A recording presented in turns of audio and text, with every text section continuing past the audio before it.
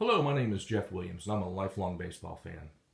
As such, I would like to make this open video request of Major League Baseball Commissioner Rob Manfred. Mr. Commissioner, respectfully, could you remove the name Peter Edward Rose from baseball's permanently ineligible list? I grew up in Cincinnati watching Pete play in the 60s in Crosley Field, then moving on to Riverfront Stadium. I almost cannot put into words what Pete Rose and baseball mean to me. Pete Rose single-handedly turned me into a lifetime fan. Some guys like Johnny Bench, Tony Perez, but Pete's hustle, his head-first dives, the almost unbelievable exuberance for the game, it just felt like he'd be out there playing the game whether he was being paid or not. And that's something, of course, you just don't see anymore. Something else you don't see anymore is these 3D baseball cards a lot of us had. They got out of cereal boxes in the late 60s and early 70s. I think they were Kellogg's. Had that 3D prism effect. Pretty cool for the late 60s, early 70s. Here's another card from that era. Still shows Babe Ruth as the all-time home run leader, being chased by Willie Mays and Hank Aaron. I must say Pete Rose was my number one favorite player, but Hank Aaron was my number two, without a doubt. So exciting to watch him chase the Babe's record. People forget that no one ever thought that record would be beat, and that it really did seem unattainable. So it was just amazing watching Hank go for that record and then break it. As far as I'm concerned, Hank Aaron is still the all-time home run king.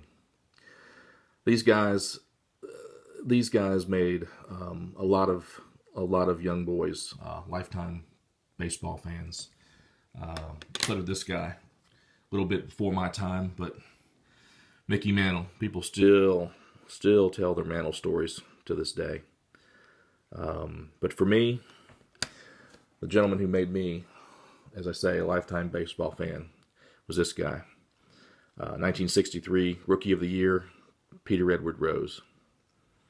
You know, I saw the last game in Crosley Field, and Richard Nixon was there. Bowie Kuhn, Commissioner of Baseball, was there. A helicopter flew in, and they dug up home plate and flew it next door to Riverfront Stadium. And then I remember the first game at Riverfront was the 1970 All-Star game, where this photo was taken. Extra innings, tie game. Pete Rose knocks the ball out of Ray Fosse's hand to win the game. Pete caught a lot of heat for that, but you know, it's like Pete said. No one told him that they turned it into girls softball between third and home. He was one hell of a player to watch. Matter of fact, I think we've got this game. Yeah, I've got an 8mm reel-to-reel of that entire game, the 1970 All-Star game. Man, the players on that field, just amazing. Amazing. There's a copy of the Dowd report, and yes, I did have Pete sign it. You know, I don't begrudge the guy for signing everything he does. I mean, his livelihood was taken away from him. I know he had culpability. He was responsible for it. It was his own actions. But again, I mean, he's Pete Rose. Baseball is his life. If you took that away from him, he's got to find another way to make a living. So I don't begrudge him making a living off of signing all this stuff. He was just an incredible player. This is a head first slide into home. I think this was at Wrigley Field. And let's see, this was the 73 Division Championship Series, the pennant race, pennant series against the Mets. This was up in Shea Stadium. His little tussle with Bud Harrelson. Pete was MVP. The National League MVP that year, 1973. Now, years and years later, when I finally got to meet him, I was stuttering and stammering, trying to explain to him how he was my childhood hero, and I'd watched him play the game in Crosley, and I was really at a loss for words. And Pete just shook my hand, looked me in the eye, and said, "Sure was fun, wasn't it?" And my gosh, I still remain speechless. And of course, we all know about breaking Ty Cobb's record, and such an amazing feat. You know, the man deserves to be in the Hall of Fame, or at least deserves to be on the eligible list. Someone got all those hits, and his name was Pete Rose. You know, when I was a kid, Topps baseball cards were pretty much the only thing that was available. I know others came about later on, but I've taken upon myself to make this little homage to Pete.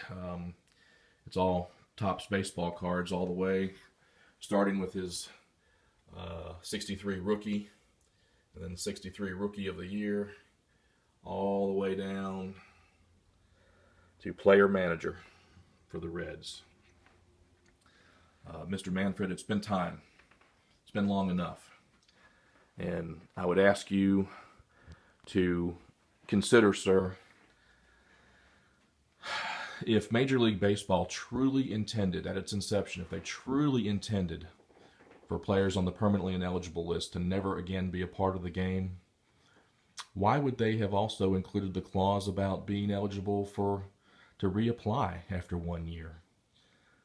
Let's also not forget that at the time of Pete's banishment, he wasn't precluded from being voted into the Hall of Fame. That is something that was decided upon after the fact, and but even though it was done after the fact, Pete is still subject to it, apparently. But sir, my heartfelt request, thank you very much for allowing Pete to participate in this year's All-Star game at Great American Ball Field, and thank you for your consideration of this request. We just need one more wish granted, if you will, and that is, please remove Pete's name from the permanently ineligible list. Myself and millions of other fans across the country would greatly appreciate it. Thank you, sir.